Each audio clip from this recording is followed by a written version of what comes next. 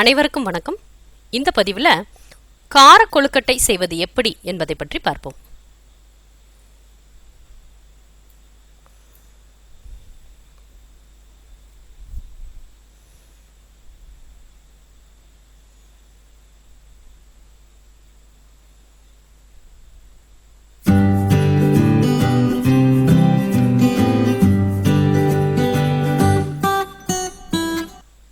தேவையான பொருட்களை பார்ப்போம்.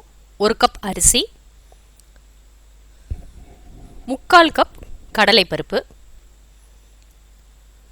உரப்புக்கு தேவையான வரமிளகாய், கடுகு, உளுந்தம்பருப்பு, தேவையான அளவு எண்ணெய்.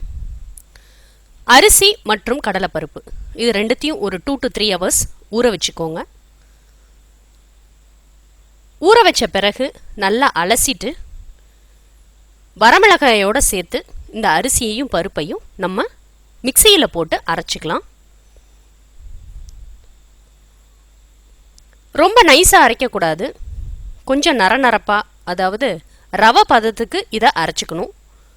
ஏன்னா நம்ம ரொம்ப நைஸாக அரைச்சிட்டோன்னா பசை மாதிரி ஆகிடும், கொழுக்கட்டை கட்டி ஆகிடும். கடாயில் தேவையான அளவு எண்ணெய் ஊற்றிக்கோங்க. கொஞ்சம் அதிகமாகவே எண்ணெய் ஊற்றிக்கலாம்.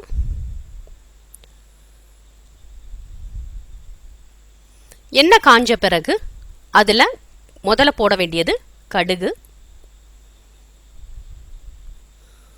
கடுகு நல்லா வெடித்த பிறகு கொஞ்சம் அதிகமாகவே நம்ம உளுந்தம்பருப்பு போட்டுக்கலாம். ஏன்னா அந்த உளுந்தம்பருப்பு கொழுக்கட்டையில் கொஞ்சம் டேஸ்ட் கொடுக்கும். அதனால் கடுகை விட 1 பங்கு அதிகமாகவே நம்ம உளுந்தம்பருப்பை போட்டுக்கலாம்.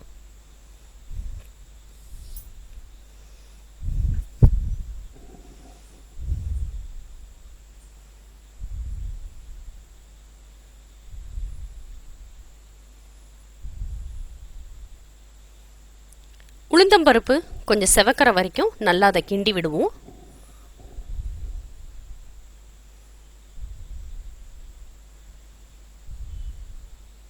கருகிடக்கூடாது, அதனால் லைட்டாக ஒரு கிண்டிக்கலாம்.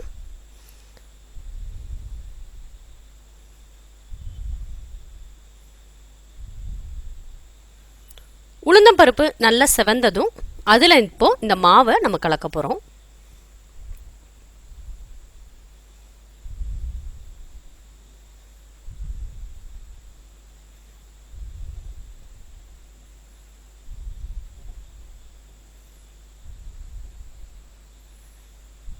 கொஞ்சம் ரெட்டிஷ் ஆன பிறகு நம்ம அரைச்சி வச்சுருக்கிற மாவை கலந்துருங்க. கலந்துட்டு அப்படியே விட்டுறக்கூடாது. இனிமேல் அடுப்பை சிம்மில் வச்சுட்டு நம்ம அடிக்கடி அடிப்பிடிக்காமல் கிளறிக்கிட்டே இருக்கணும். இப்போ பார்த்தீங்கன்னா எண்ணெய், மாவு, கடுகு, உளுந்தப்பருப்பு எல்லாம் ஒன்றா ஆகிற அளவுக்கு நம்ம கிண்டிக்கலாம். இப்படி கிண்டுறதுனால நம்மளுக்கு அடிப்பிடிக்காமல் இருக்கும். ரொம்ப முக்கியமானது அடுப்பை சிம்மில் வச்சுக்கணும். ஏன்னா நம்ம நிறையா ஃப்ளேம் வச்சோம்னா சீக்கிரமாக அடிப்பிடிக்க ஆரம்பிச்சிடும். அதனால் எப்பொழுதுமே இந்த ஸ்டேஜில் சிம்மில் வச்சுக்கிறது ரொம்ப நல்லது. இப்படி நல்லா எண்ணெயோட மாவு நல்லா கலக்கிற அளவுக்கு நல்லா கிளறி விட்டுட்டு ஒரு தட்டு போட்டு நம்ம மூடிடலாம். தட்டு போட்டு மூடுறது எதுக்கு அப்படின்னா, கீழே ஃப்ளேம் வரதுனால, மேலே நம்மளுக்கு ஆவி இருக்கிறதுனால நம்ம தட்டு போட்டு மூடிட்டோம்னா உள்ளாரே அந்த ஆவியிலேயே மாவானது நல்லா வேகும்.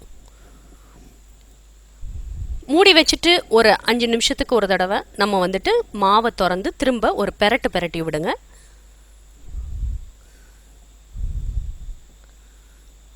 அடியிலிருந்து திருப்பி அப்படியே மேலே விடுங்க.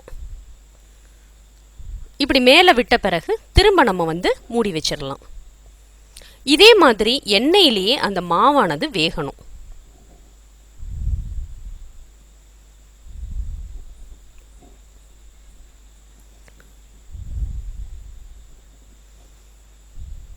இப்போ மாவு ரெடி ஆயிடுச்சு. கீழே அடி பிடிக்காமல் இப்படி நீங்கள் தொட்டு பார்த்தீங்கன்னா மாவு கையில் ஒட்டாமல் இருக்கணும், அதுதான் பதம்.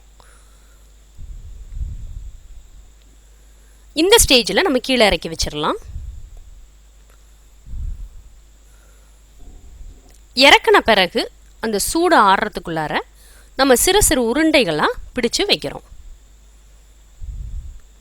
இப்போ நம்மளோட பாதி ப்ராசஸ் இதில் ரெடி ஆயிடுச்சு. இப்படி உருண்டை பிடிக்கும்போது உங்களோட மாவு கையில் ஒட்டவே ஒட்டாது. ஏன்னா மாவு ஏற்கனவே நல்லா வெந்திருக்கிறதுனால மாவு கையில் ஒட்டாது. இப்போ இருக்கிற மாவு எல்லாத்தையுமே நம்ம என்ன பண்ணியிருக்கோம், சிறு சிறு உருண்டைகளாக பிடிச்சு வச்சுருக்கோம். இப்போ நம்ம இதை இட்லி தட்டில் வச்சோ இல்லை வேக வைக்கிற சட்டியில் வச்சோ நம்ம இப்போ இதை திரும்ப ஒரு தடவை வேக வைக்க போகிறோம். இந்த மாதிரி ஓட்டை உள்ள சட்டியில் இருக்கிற எல்லா கொழுக்கட்டையும் நீங்கள் அடுக்கி வச்சுக்கோங்க. அடுப்பில் கொஞ்சம் தண்ணி ஒரு பாத்திரத்தில் வச்சு இதை மேலே வச்சு ஒரு ஆவி வர வரைக்கும் நீங்கள் வேக விடலாம். இது ஈவினிங் ஸ்நாக்ஸுக்கு குழந்தைகளுக்கு சாப்பிட்றதுக்கு ரொம்ப சுவையாக இருக்கும். இதுக்கு சட்னி வகைகள் வச்சு சாப்பிடும்போது இன்னும் கூடுதல் சுவையாக இருக்கும். இட்லி பொடி வச்சும் சாப்பிடலாம். இது குழந்தைகளுக்கு ஒரு நல்ல ஒரு ஊட்டச்சத்தாகவும் இருக்கும். ஏன்னா இதில் அரிசி பருப்பும் சேர்க்கறதுனால இது ஒரு நல்ல ஊட்டச்சத்தாகவே இருக்குது. கீழே ஒரு பாத்திரத்தில் தண்ணி வச்சு நம்ம மேலே அந்த சட்டியை வச்சு தட்டை போட்டு மூடியாச்சு. ஒரு 5 நிமிஷத்தில் சுவையான கார கொழுக்கட்டை தயாராகிடுச்சு. கண்டிப்பாக செஞ்சு பாருங்கள். குழந்தைகளுக்கு ரொம்ப பிடித்தமான ஆரோக்கியமான கொழுக்கட்டை தயாராகிடுச்சு. உங்களுக்கு பிடிச்சிருந்துச்சுன்னா சேனலை சப்ஸ்கிரைப் பண்ணுங்கள், ஷேர் பண்ணுங்கள். உங்களோட மேலான கமெண்ட்ஸை கண்டிப்பாக எனக்கு தெரியப்படுத்துங்க. நன்றி, வணக்கம்.